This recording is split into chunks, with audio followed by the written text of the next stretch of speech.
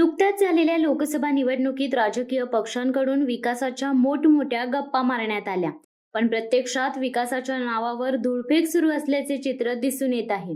जनतेच्या पैशांचा चुराडा करीत ठेकेदार, सब ठेकेदार, नेते, लोकप्रतिनिधी व शासकीय अधिकारी यांचे खिसे भरण्यात येत असल्याचे दिसून येत आहे.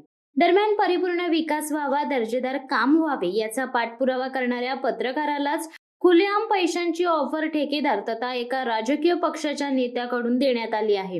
तसेच सत्तेचा दुरुपयोग करीत रस्त्यांची चौकशी करण्यात येऊ नये, ठेकेदाराचे बिल रोखण्यात येऊ यासाठी देखील तालुक्यातील मोठ्या नेत्याकडून शासकीय अधिकारी, पत्रकार यांच्यावर दबाव टाकण्यात येत असल्याचे चित्र दिसून येत आहे.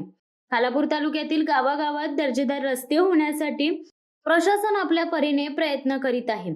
कोट्यावधी रुपयांचा निधी खर्च करीत आहे. जुन्या मुंबई पुणे राष्ट्रीय महामार्गालगत घोडवली फाट्यापासून ते खरवई गावापर्यंत अंदाजे 6 ते 7 किमीच्या डांबरी रस्त्याचे काम सार्वजनिक बांधकाम विभागामार्फत केले जात आहे.